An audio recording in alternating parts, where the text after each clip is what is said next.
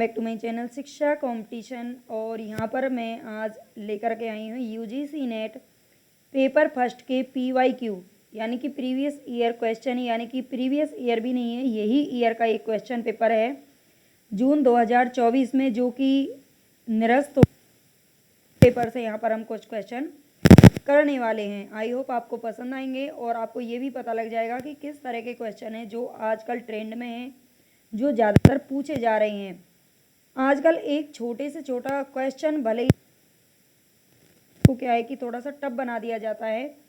इस प्रकार के ऑप्शन देकर के इन विकल्पों में से सही उत्तर का चयन कीजिए। मतलब कोई चार में से एक ऑप्शन सीधा सीधा आपको देखने को अब नहीं मिलता, बहुत कम ऐसा चांस रहते हैं, बहुत कम क्वेश्चन ऐसे होते हैं, बल्कि ABC, ABC, ABD इस तरह के जो ऑप्शन है वो आपको ज़्यादा देखने को मिलेंगे। क्लास अच्छी लगे तो प्लीज़ बताना, लाइक कर देना, सब्सक्राइब कर देना।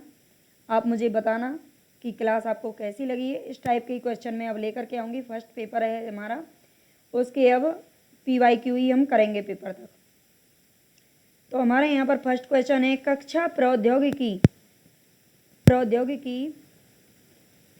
के प्रयोग को निम्न किस हेतु स्पष्टता की आवश्यकता होती है। ये जून 2024 में ही पूछा गया था क्वेश्चन। कक्षा प्रौद्योगिकी के प्रयोग को निम्न में से किस किस हेतु स्पष्टता की आवश्यकता होती है। तो यहाँ पर हिंदी और इंग्लिश, देखो जो यूजीसी का पेपर होता है वो हिंदी और इंग्लिश दोनों में ही पूछता है। बाइलिंगुअल आता है पेपर, आपको जिसमें सुविधा हो आप उसमें पेपर दे सकते हैं, ठीक है। जो हिंदी सब्जेक्ट है वो केवल हिंदी में मिलता है।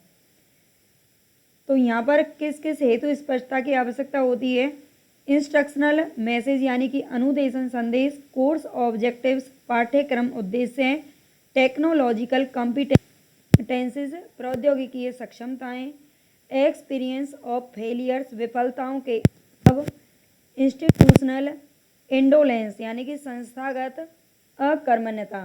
तो यहाँ से आपको इसके ऑप्शन छांटने हैं, कौन कौन सा इसमें किस किस की ज़रूरत पड़ती है। तो हमारा यहाँ पर जो ऑप्शन करेक्ट है वो है ए हमारा ऑप्शन है जो बिल्कुल यहाँ पर करेक्ट है। ए भी यहाँ पर, ठीक है, A, B और C। अब हम देख लेते हैं ABC में क्या दिया हुआ है। ए यानी कि अनुदेशन संदेश, ठीक है, अनुदेशन संदेश, इंस्ट्रक्शनल मैसेज, ये कक्षा प्रौद्योगिकी के प्रयोग के लिए ज़रूरत है इनकी। कोर्स ऑब्जेक्टिव पाठ्यक्रम उद्देश्य होना चाहिए, और प्रौद्योगिकीय सक्षमताएं, ठीक है, टेक्नोलॉजिकल कॉम्पिटेंसीज ये जरूरी है। विफलताओं के अनुभव कोई ज़रूरी नहीं है। संस्थागत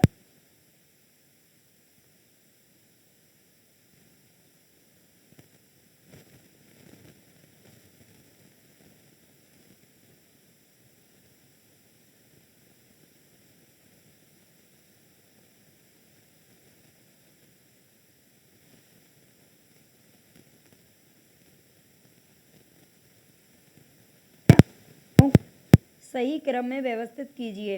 एक्नॉलेजमेंट अभिस्वीकृति, रिसर्च मेथड्स शोध विधियाँ, डिस्कशन विचार विमर्श, लिटरेचर रिव्यू यानी कि साहित्य समीक्षा, और नीचे दिए गए जो विकल्प हैं इस तरह का ही आजकल ट्रेंड चल रहा है। सही उत्तर का चयन आपको करना पड़ेगा, ठीक है। थोड़ा सा इसी तरह से कठिन पेपर बनाया जाता है, और यूजीसी में चाहे आपका सब्जेक्ट हो और चाहे ये पेपर फर्स्ट हो, इस तरह के क्वेश्चन आपको देखने के लिए वहाँ पर ज़्यादा मिलने वाले हैं। तो आप इसी तरह से तैयारी भी अपनी करें।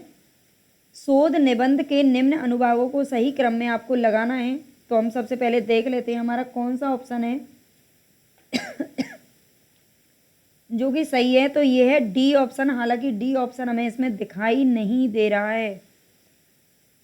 तो डी ऑप्शन में दिया हुआ है ADBC, ठीक है। ए मैं यहाँ पे लिख देती हूँ ADB और C। तो यहाँ पे देखते हैं ए सबसे पहले क्या आएगा, अभिस्वीकृति, एक्नॉलेजमेंट, ये शोध निबंध के अनुभाग हैं, ठीक है। और इसके बाद आएगा डी साहित्य समीक्षा, लिटरेचर रिव्यू, और फिर आता है बी रिसर्च मेथड्स, ठीक है, शोध विधियाँ, और फिर आता है डिस्कशन यानी कि विचार विमर्श।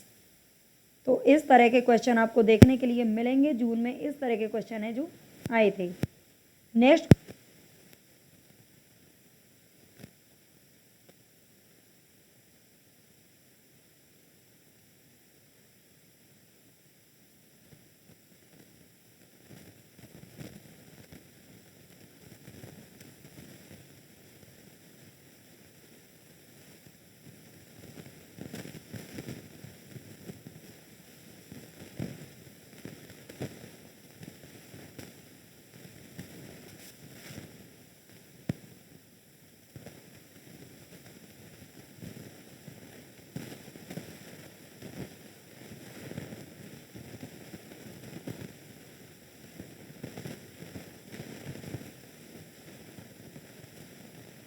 यहाँ पर भी आपको क्या करना है, सही उत्तर का चयन करना है। तो सही उत्तर यहाँ पर है आपका बी दे रखा है CEABD। सी यानी कि SNDT की जो स्थापना है वो कब हुई थी उसको हम देख लेते हैं।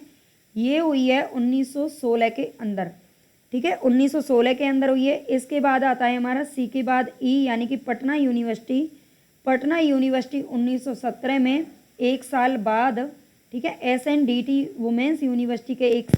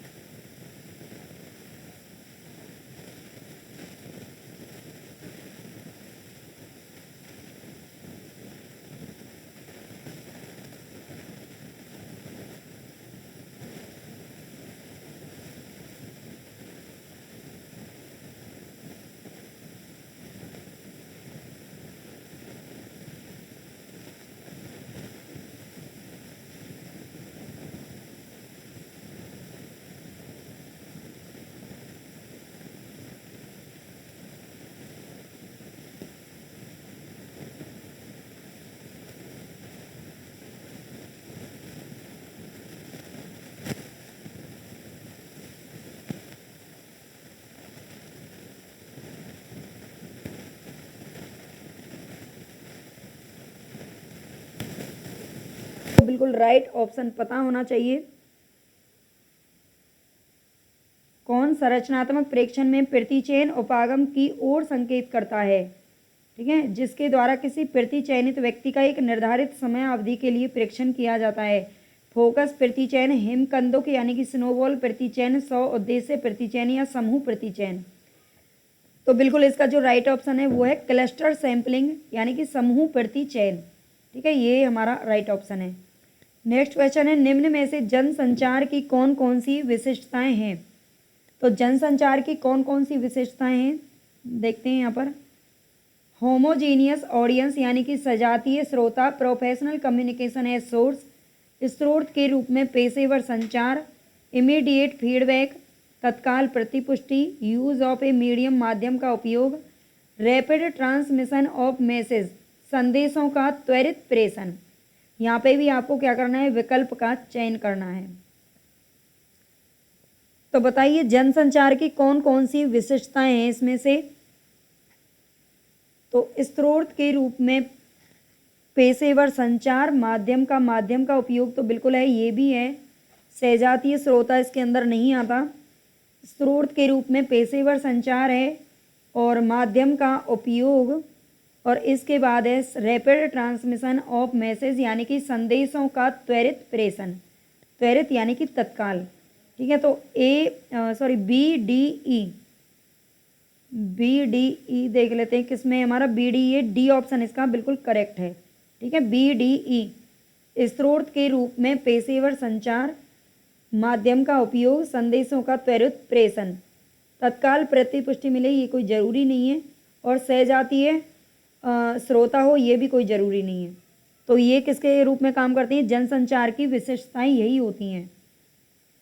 नेक्स्ट क्वेश्चन है हमारा, बौद्ध विचारधारा में आत्मचिंतन निम्न में से किस प्रक्रिया में सन्निहित है। बौद्ध विचारधारा की बात हो रही है। बौद्ध विचारधारा में आत्मचिंतन किस प्रक्रिया में सन्निहित है। शक्ति संबंध, धार्मिक परिवर्तन, शाब्दिक संचार, राजनीतिकरण।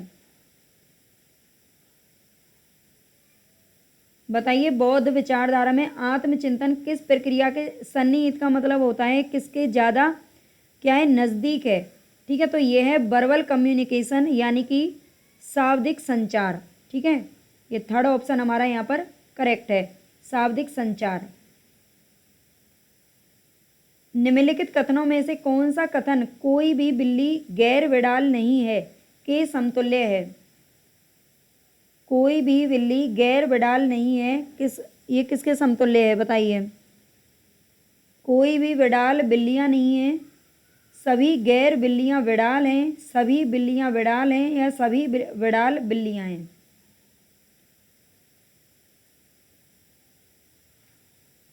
कौन सा कथन है इसमें से कोई भी बिल्ली गैर बिडाल नहीं है, इसके समान कौन सा कथन है जो हमारा कौन सा ऑप्शन है जो इससे रिलेट कर रहा है।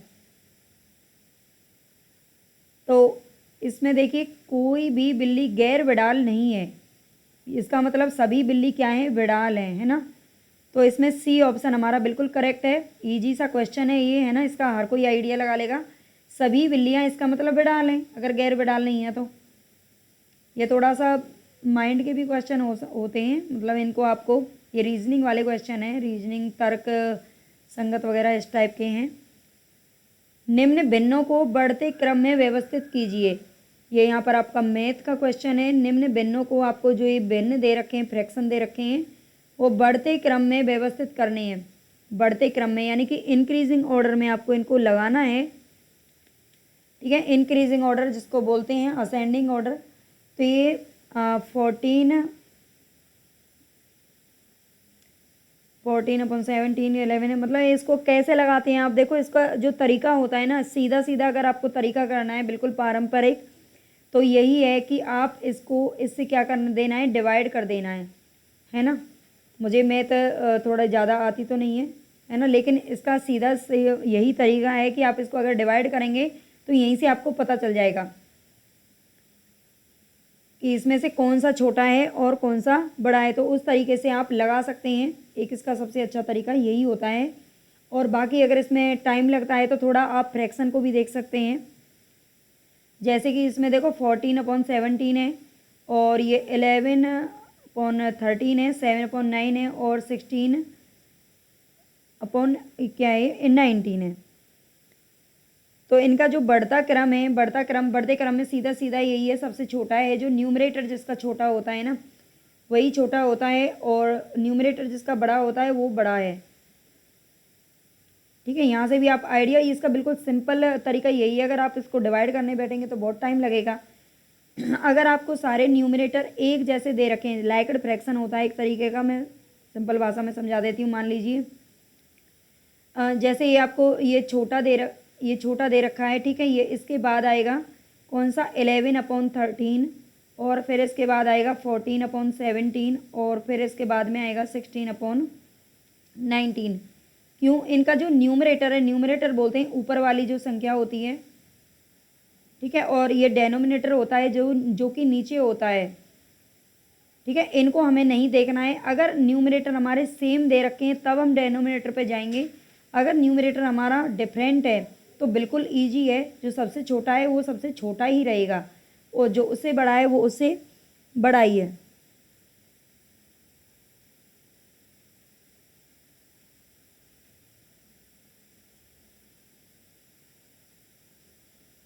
वन मिनट, ये थोड़ा सा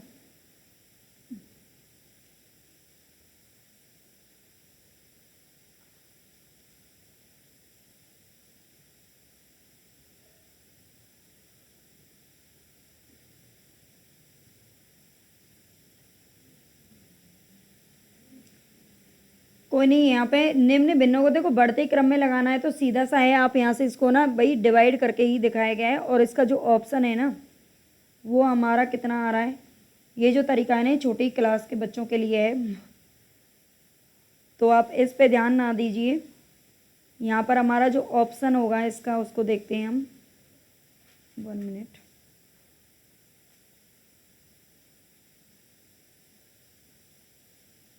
इसका जो सही ऑप्शन है वो है बी, ठीक है। कौन सा है, बी है, बी, यानी कि सी हमारा सबसे बिल्कुल क्या है, ये छोटा है 7/9, और इसके बाद हमारा ए दे रखा है, ए में हमारा कौन सा है 14 वाला है, और फिर डी है 16/19, और फिर कौन सा है, ये बिल्कुल डिवाइड करके जो ऑप्शन आता है ना, देखो जो पारंपरिक तरीका है ना वही अपना लीजिए, वो बहुत ही ईजी है। और इसके अलावा आप थोड़ा मैथ की जो यूनिट है वो भाई कहीं से अच्छे से मतलब पढ़ लेना, कोई भी ऑनलाइन प्लेटफॉर्म अगर हो। अगर आपका मैथ बहुत अच्छा है तो आप कर ही लेंगे, कोई दिक्कत नहीं है। अगर आपका मैथ वीक है मेरी तरह, तो क्या है कि आप जो प्रीवियस ईयर क्वेश्चन है उनको लगा लेना, फिर आपके लिए ये तरीका सही है कि आप इनको थोड़ा थोड़ा डिवाइड करके देख लीजिए। एक जो मतलब एक डिजिट आएगी डिवाइड की, उसी में ही पता चल जाएगा। ठीक है, तो ये तरीका बिल्कुल करेक्ट है। वो जो मैं सोच रही थी वो कुछ थोड़ा सा अलग था। जिनका मैथ कमज़ोर है वो मतलब ऐसा नहीं है कि आप बिल्कुल उसको छोड़ दें, क्योंकि छोड़ेंगे तो आप जेआरएफ तो नहीं निकाल पाएंगे। उसके लिए सारी यूनिट ही बहुत ही कंपलसरी हैं। लेकिन आप पीवाईक्यू कर लेना, और साथ में कोई एक क्लास कहीं से भी जहाँ से आपको मिल सकती है, जहाँ से आप पढ़ना चाहें, जैसे भी बुक से या किसी ऑनलाइन प्लेटफॉर्म से, तो आप उसको ज़रूर कर लेना डीआई वगैरह को। नेक्स्ट क्वेश्चन देखते हैं हम यहाँ पर। सतत विकास लक्ष्य, सतत विकास लक्ष्य यानी कि एसडीजी से संबंधित निम्नलिखित का निम्न संख्या से उच्च के क्रम में सही अनुक्रम क्या है। निम्न संख्या से उच्च के क्रम में आपको ये लगाना है। तो यहाँ पर बताइए निम्न, इसमें भी आपको विकल्प का क्या करना है, चयन करना है। इसमें दे क्या रखा है, सतत विकास लक्ष्य में प्रकाशनों की संख्या, ध्येय यानी कि गोल की संख्या, ठीक है, number of goals, number of targets यानी कि लक्ष्यों की संख्या, नंबर ऑफ इंडिकेटर्स यानी कि संकेतकों की संख्या। ठीक है, नंबर ऑफ इंडिकेटर संकेतकों की संख्या, इनको आपको क्या करना है, निम्न संख्या से उच्च के क्रम में लगाना है। तो हमारा जो यहाँ पर राइट ऑप्शन है वो है सी, और सी में क्या दे रखा है, B C D A, B C D A, ये हमारा बिल्कुल करेक्ट ऑप्शन है।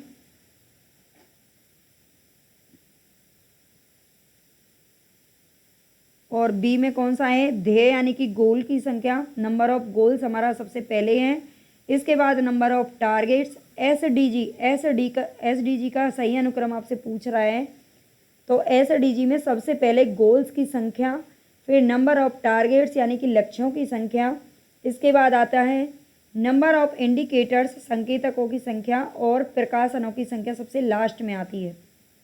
ठीक है, ये एसडीजी के सही अनुक्रम है। आप बहुत ज़्यादा देखो, आप इसका रिवीजन करेंगे, बार बार पढ़ेंगे, जब भी ये चीज़ आपके माइंड में बैठ सकती हैं, तभी आप कर पाएंगे। आप बिल्कुल भी ढील मत दीजिए, क्योंकि अभी तक फॉर्म नहीं निकला है, तो बच्चे अभी तक इंटरेस्ट ही नहीं ले रहे हैं पढ़ाई में। बहुत को नहीं पता है कि नेट वगैरह करना है, और जब फॉर्म निकलते हैं तब वो इधर उधर भागते हैं।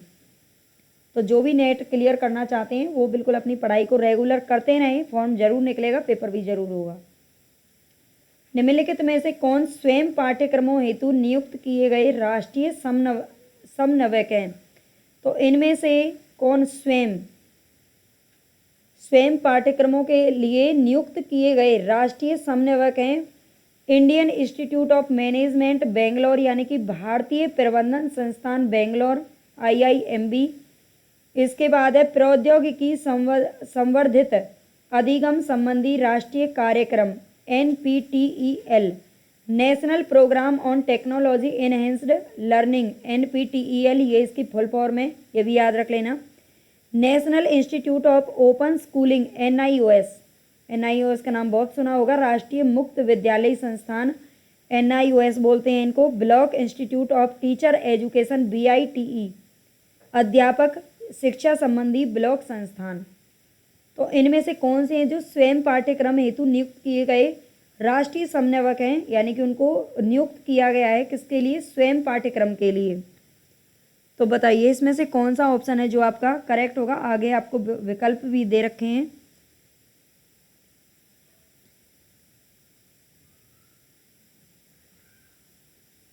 इसमें शायद एक और ऑप्शन है यहाँ पे आपका, ये रहा, शैक्षिक संप्रेषण हेतु संघ, CEC। ठीक है, ये भी इसमें दे रखा है, शैक्षिक संप्रेषण हेतु संघ। तो यहाँ पे हम देख लेते हैं इसका जो करेक्ट ऑप्शन है वो कौन सा है, डी ऑप्शन हमारा बिल्कुल करेक्ट है। ABC और E, ABC और E भी है, लेकिन इसमें D नहीं है। अब D में देख लेते हैं D कौन सा है जो कि नहीं है।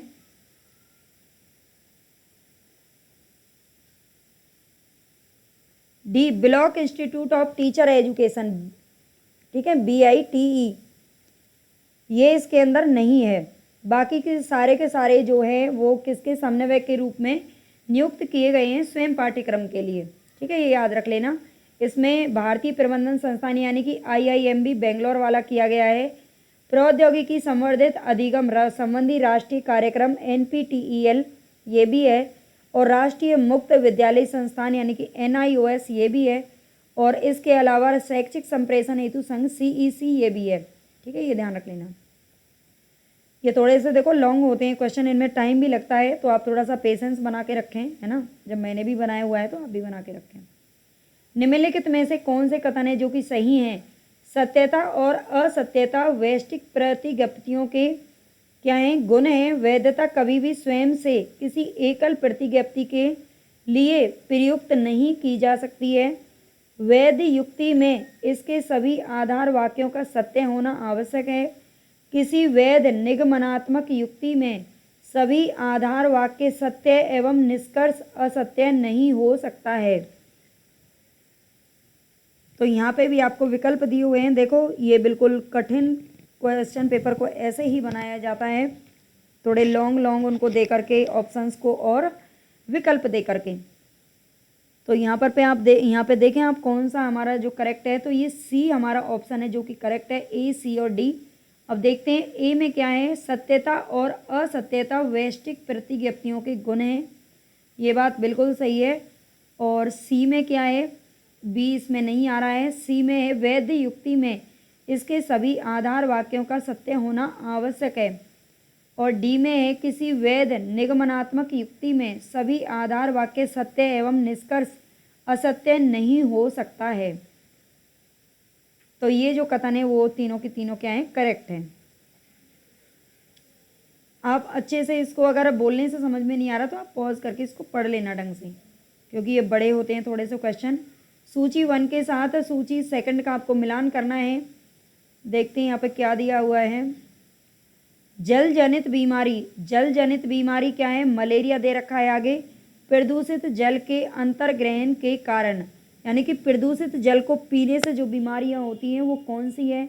जल सावित बीमारियां, सिस्टोमाइसिस, स्वच्छ जल की कमी के कारण। ठीक है, स्वच्छ जल की कमी के कारण। और नेक्स्ट है हमारा जल आधारित बीमारियां, आंत्रज्वर, टाइफाइड, प्रदूषित जल के संपर्क में आने के कारण। और जल संबंधित बीमारियां, ट्रैकोमा, प्रदूषित जल में बीमारी कारक परजीवी के रहने के कारण। आपको मिलान करना है, इनका मिलान करके ही देखना है।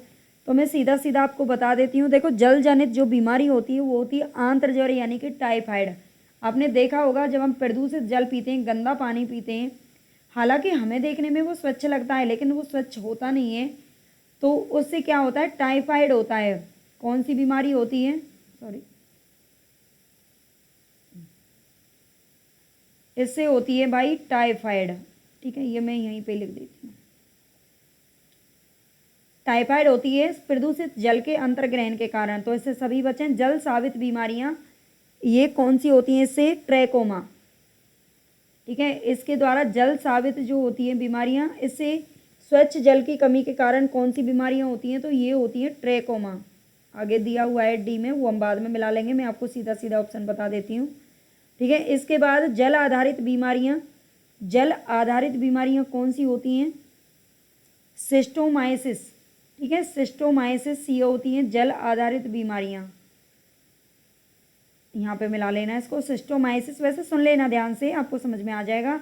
और जल संबंधित बीमारियां, प्रदूषित जल में बीमारी कारक परजीवी के रहने के कारण। तो कौन सा होता है? ये मलेरिया रोग होता है। वैसे मलेरिया मच्छर के काटने से होता है, ऐसा बोला जाता है ना। बोला क्या जाता है, मतलब होता ही है, यही कहते हैं। लेकिन ये कभी कभी क्या है, प्रदूषित जल में बीमारी कारक जब परजीवी रह जाते हैं या फिर मच्छर वगैरह उसमें भी तो पैदा होते हैं, तो उनके कारण भी ये बीमारी हो सकती है, ऐसा इसमें बोला गया है, ये पूछा गया है ना। ध्यान देना, ये सारी जल से ही संबंधित हैं ये बीमारियां। तो प्रदूषित जल पीने से टाइफाइड होता है।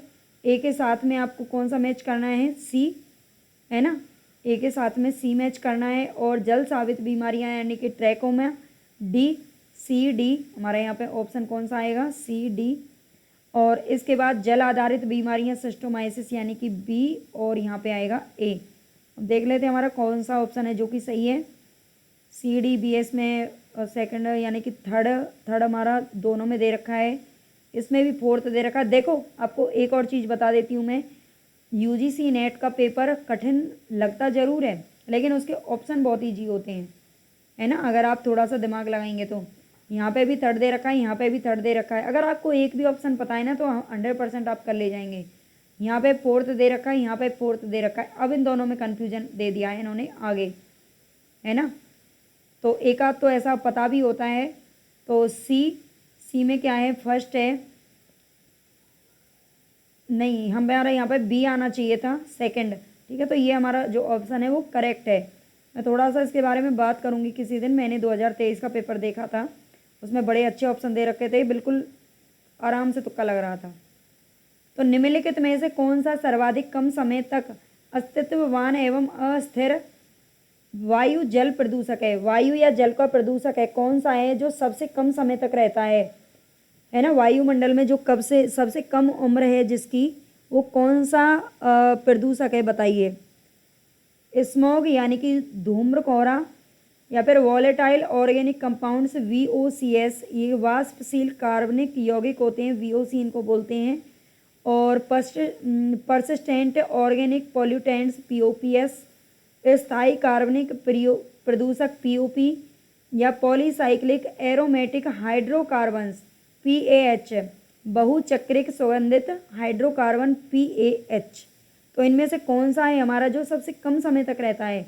तो ये है वाष्पशील कार्बनिक यौगिक, ठीक है, वाष्पशील कार्बनिक यौगिक है जो कि सबसे कम समय तक रहता है। ये बहुत जल्दी क्या होता है, देखो वाष्प का मतलब ही होता है भाप, भाप बनकर उड़ जाना, वो तुरंत की तुरंत ही उड़ जाता है, उसका अस्तित्व बहुत छोटा है, बहुत कम उम्र होती है इसकी।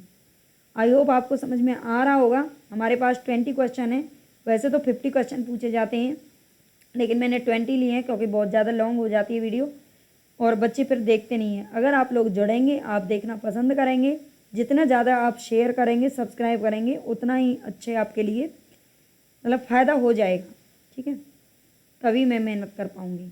नेक्स्ट क्वेश्चन हमारे यहाँ पर, वर्णमाला लेखन के संचार से स्पर्श रहित संस्कृति निम्न में से किस संस्कृति के रूप में ज्ञात है? वर्णमाला लेखन के संचार से a culture which is not touched by communication of alphabetic writing is known as a culture of. वर्णमाला लेखन के संचार से स्पर्श रहित जो वर्णमाला लेखन जिसमें नहीं है, ऐसी कौन सी संस्कृति है, किस संस्कृति के रूप में ज्ञात है? साक्षरता, मुद्रण कला, अनन्यता, या प्राथमिक मौखिकता। तो बिल्कुल आपको इजीली ये क्या हो रहा होगा, समझ में आ रहा होगा। बिल्कुल जो मौखिकता है वो किसी भी वर्णमाला का उसमें कोई यूज नहीं होता है। प्राइमरी ओरलिटी जो होती है, बच्चे जब बोलना शुरू करते हैं ना तो वो किसी व्याकरण को नहीं समझते। आत्मनियंत्रित अधिगम क्रम के सही अनुक्रम की पहचान करनी है आपको। यहाँ पे देखो बड़ा लंबा दे रखा है, मतलब विकल्प देखने आपको इसके। तो आत्मनियंत्रित अधिगम क्रम के सही अनुक्रम की पहचान कीजिए। रणनीतियों एवं कार्यनीतियों का अधिनियमन, योजना बनाना, लक्ष्य निर्धारण, और फोर्थ और फिफ्थ भी है, यहाँ पर देख लेते हैं। अधिगम, नियमन और कार्य विश्लेषण। तो यहाँ आपको 5 ऑप्शन दे रखे हैं, इनमें से हम पहले ऑप्शन को ही लगा लेते हैं। हमारा यहाँ पर ऑप्शन होगा, सबसे पहले हमें क्या करना है, रणनीतियों एवं कार्यनीतियों का अधिनियमन करना है, ठीक है, अधिनियमन करना है, यानी कि उनका, मैंने इनकी इंग्लिश नहीं लिखी थी, यानी अधिनियमन यानी कि स्ट्रेटजी वगैरह बनानी है, ठीक है। तो कैसे करेंगे, सबसे पहले हमारा यही आएगा, यानी कि ए हमारा सबसे पहले आएगा, ये ध्यान रखना है आपको, ठीक है। इसके बाद बी योजना बनाएंगे, ठीक है, और बिल्कुल सी फिर लक्ष्य का निर्धारण करेंगे। फिर होगा अधिगम नियमन, यानी कि रेगुलर लर्निंग करेंगे, और फिर कार्य का क्या करेंगे, विश्लेषण करेंगे, ठीक है। सबसे लास्ट में क्या करेंगे, एनालिसिस करेंगे, किसका, टास्क का, जो भी हमने किया है। तो बिल्कुल इसका तो सीधा सीधा है ABCDE, ठीक है, यही इसका जो ऑप्शन है वो हमारा सही होने वाला है। देख लेते हैं आगे, मैं थोड़ा सा फास्ट चलूँगी, आप पढ़ लेना, मुझे लगता है ज़्यादा बच्चे इंटरेस्ट लेते नहीं हैं लंबी क्लास में। वैसे गलत बात है, अगर आप रुक कर के पढ़ेंगे नहीं तो सीखेंगे भी नहीं। तो ये अच्छे से एक बार और क्वेश्चन देख लेना। नेक्स्ट क्वेश्चन है यहाँ पर, अंतर्राष्ट्रीय सौर संधि ISA अधिकांश ऐसे देशों के मध्य की गई संधि है जो आंशिक रूप में अथवा पूर्णतः स्थित है। अंतर्राष्ट्रीय सौर संधि ये लोक विकास शायद ये थर्ड उसमें 9 यूनिट में है, और ये हमने पढ़ी भी थी बहुत अच्छे से, है ना। मैंने थ्योरी भी पढ़ाई थी कुछ यूनिट्स की, और जो भी यूनिट थ्योरी वाली है उनको तो मैंने पढ़ाई आई है, ठीक है। आई होप उतना काफ़ी था आपके लिए। मैंने यूनिट 10 थोड़ी सी छोड़ दी थी क्योंकि बच्चे देख नहीं रहे थे, इसलिए मैंने उसको वहीं पे स्किप कर दिया। क्योंकि बच्चे जब देखो देखते नहीं है ना, आप लोग इंटरेस्ट नहीं लेंगे तो फिर मेरा मेहनत करने का कोई फ़ायदा भी नहीं है, मैं क्यों करूँगी, है ना। तो टीचर की जो सफलता होती है वो डिपेंड करती है बच्चों के ऊपर।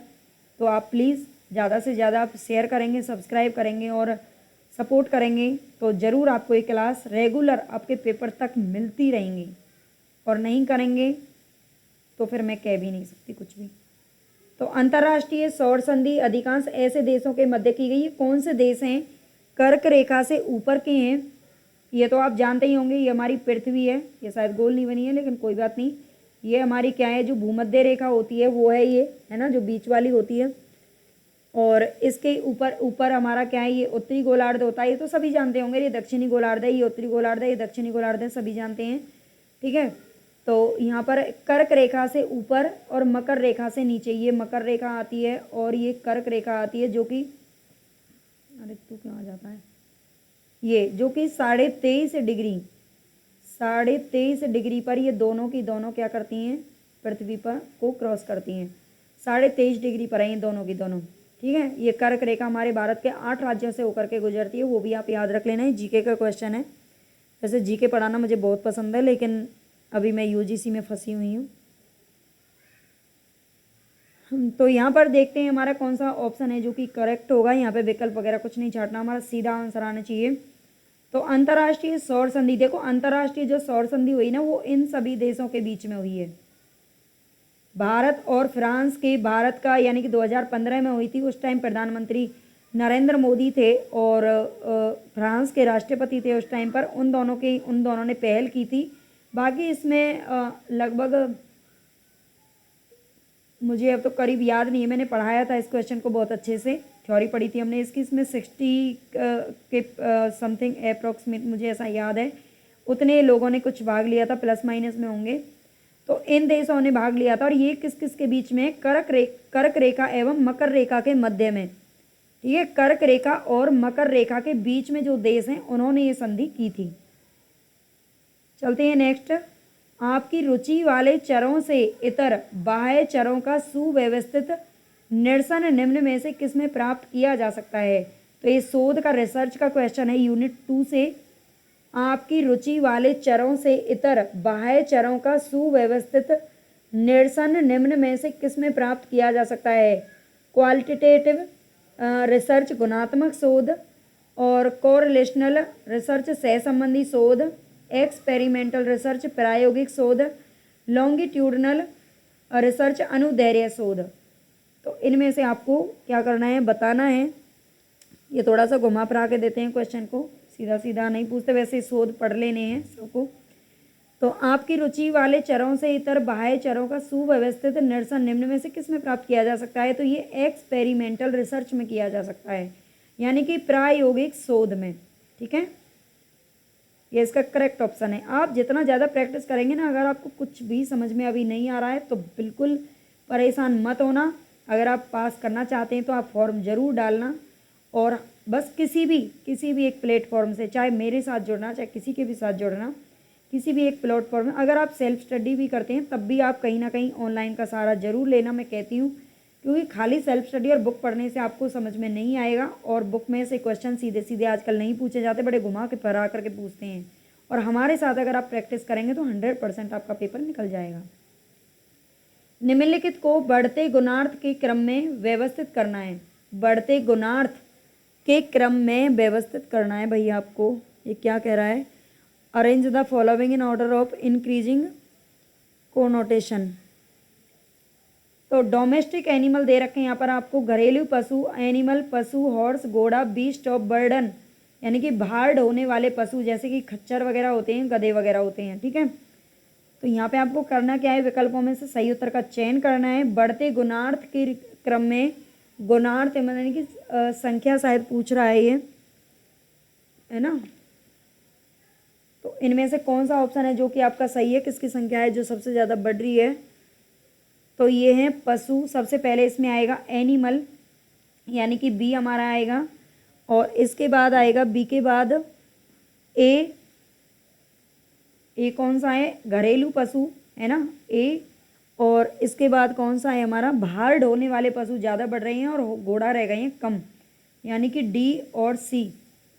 ठीक है, पशु सबसे ज़्यादा हैं, पशु, फिर घरेलू पशु, फिर भार ढोने वाले पशु, और फिर क्यों कौन से हैं, घोड़ा हैं। तो बी ए डी सी,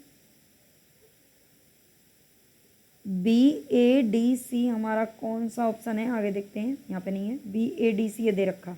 ठीक है, सी ऑप्शन हमारा करेक्ट है। नेक्स्ट क्वेश्चन है हमारे यहाँ पर, मेरा विश्वास है कि मैं इस कक्षा में अच्छा करूँगा, राम ने अपने भाई को बताया। एस ए टी के वाचिक शाब्दिक बाग 1 मिनट, ये बाग कहाँ से आ गया भाई,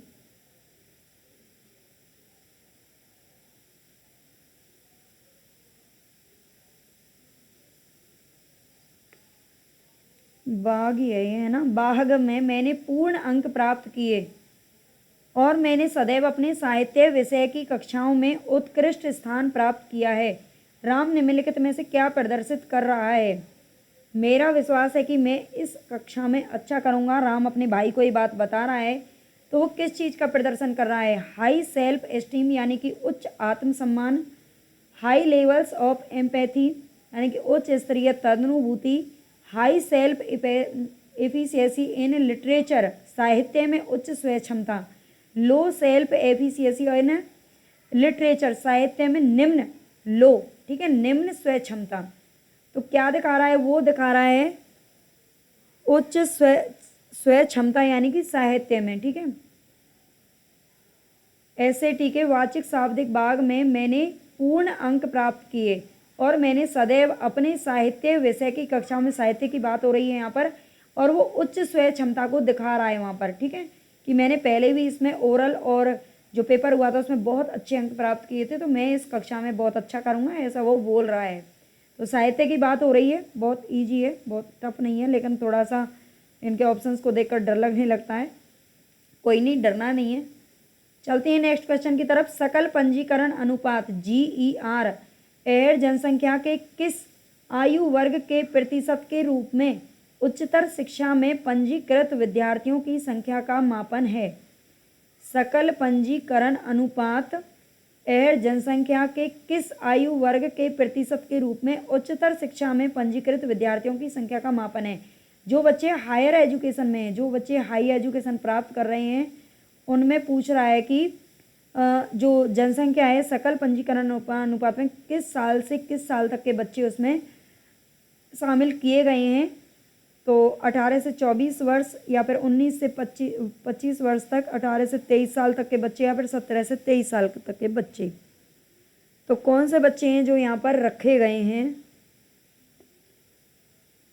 तो यहाँ पर हमारा जो ऑप्शन है वो करेक्ट है, सी, 18 से 23 साल तक के बच्चों को यहाँ पर शामिल किया गया है। ठीक है, पंजीकृत विद्यार्थियों की संख्या का जो मापन है उसमें 18 से 23 साल के बच्चों को रखा गया है। तो ये भी आप याद रख लेना। नेक्स्ट क्वेश्चन नहीं है, वैसे इसमें है, लेकिन अभी हम 20 पढ़ेंगे। आई होप आपके लिए लॉन्ग ना हो। देखो, आप रुक करके पढ़ें, कम से कम डेली, ज़्यादा भी नहीं तो कम से कम आप अगर 8 घंटे भी डेली पढ़ रहे हैं तो उसमें से 2 घंटे या 3 घंटे फर्स्ट पेपर को ज़रूर देना। ठीक है, उसके बाद सब्जेक्ट तो हम कहीं ना कहीं और भी पढ़ ही चुके होते हैं, लेकिन ये फर्स्ट पेपर ऐसा है, इसको हम कभी पढ़ते नहीं हैं, तो इसमें कुछ यूनिट तो बिल्कुल न्यू होती हैं हर बच्चे के लिए, तो आप इसको ज़रूर पढ़ना। वैसे बहुत बड़ी बात नहीं है, मैंने भी एक ही बार में पेपर निकाला है। मैं भी TGT PGT की तैयारी कर रही थी, लेकिन TGT का पेपर तो हुआ नहीं, तो बस मैंने बीच में नेट दे दिया और क्लियर हो गया एक ही बार में TGT की तैयारी करते करते ही। लेकिन आप तैयारी करें तो बिल्कुल एकदम धांसू तैयारी करें। ठीक है, अच्छी एकदम सॉलिड वाली। तो अगर आप इसकी पीडीएफ चाहते हैं तो पीडीएफ के लिए आप प्लीज़ टेलीग्राम को ज्वाइन कर लेना। टेलीग्राम लिंक मैंने डिस्क्रिप्शन बॉक्स में दे रखा है, ठीक है, वहाँ पे आप जाके उसको ज्वाइन कर सकते हैं। और प्लीज़ ज़्यादा से ज़्यादा शेयर करें, सब्सक्राइब करें। धन्यवाद।